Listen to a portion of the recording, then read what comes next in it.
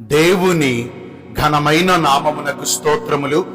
ఈ వాగ్దానమును వింటున్న మీకందరికీ మన ప్రభువును ప్రియ రక్షకుడైన యేసుక్రీస్తు నామములో శుభములు, మా హృదయపూర్వకమైన వందనములు.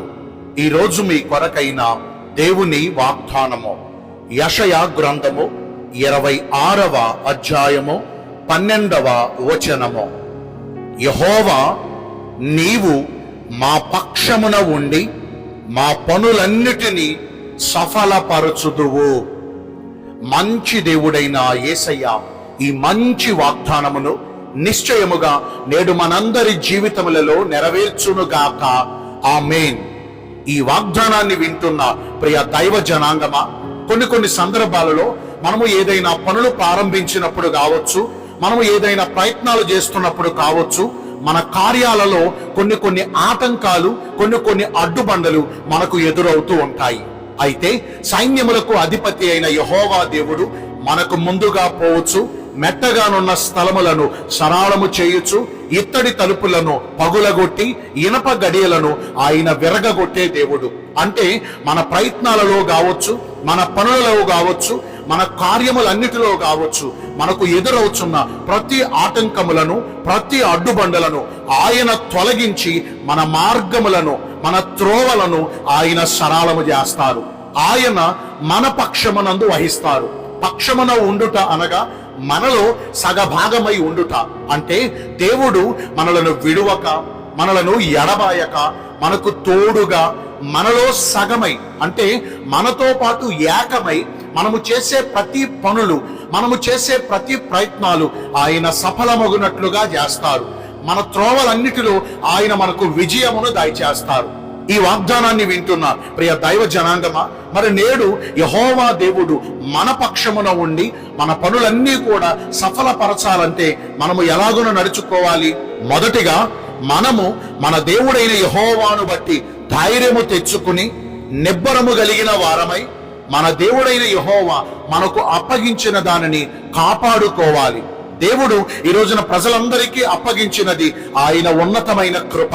ఆ కృపను మన పాపముల వల్ల గాని, మన అశ్రద్ధ వల్ల గాని, మన నిర్లక్ష్యము వల్ల గాని మనము పోగొట్టుకోకూడదు.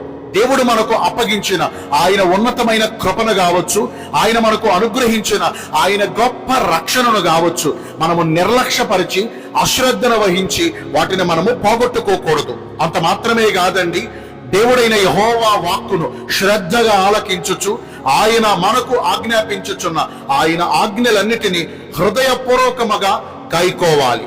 ఆయన మార్గములను అనుసరించి మనము నడుచుకున్నప్పుడు మనము ఏ పని పూనుకున్నా, ఏ ప్రయత్నాలు తలపెట్టినా అన్నిటిలో మనము సఫలపరచబడతాము.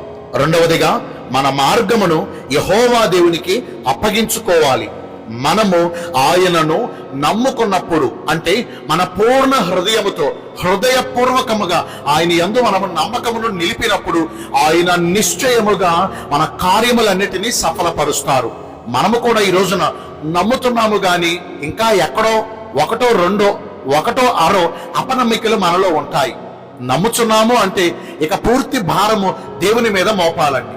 నీ భారమును ఆయన భరించుచున్నాడన్న విషయాన్ని జ్ఞాపకం చేసుకోవాలి.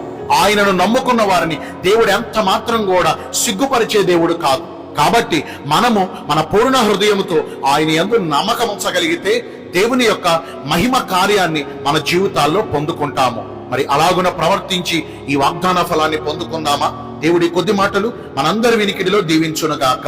ఆమేన్. మీ అందరి కొరకు చిన్న ప్రార్థన చేస్తానండి. పరిశుద్ధుడా, ప్రేమ కలిగిన యేసురాజా, మీ కృపగల ఘనమైన నామమును బట్టి నిండు మనసుతో మీకు మా కృతజ్ఞత స్తుతులు, స్తోత్రములు, వందనాలు చెల్లిస్తున్నాము. మీరు మా పక్షమున ఉండి మా పనులన్నీ సఫలపరుస్తానని ఈరోజు వాగ్దానము ద్వారా తెలియజేశారు. మీ చిత్త ప్రకారము నడుచుకుని ఈ వాగ్దాన ఫలమును పొందుకునే కృపను నేడు మాకందరికీ దయచేయండి. ఈ రోజున ఎందరైతే పుట్టిన రోజులను, వివాహ దినములను, ఇతరమైన శుభకార్యములను జరిగించుకుంటున్నారో వారందరికీ మెండైన దీవెనలు కుమ్మరించమని, మీరాకడ కొరకు మమ్మను సిద్ధపరచమని యేసుక్రీస్తు ప్రశస్త నామమున ప్రార్థించి వేడుకొనుచున్నాము మా ప్రియ పరలోకపు తండ్రి. ఆమేన్. May God bless you all. Thank you.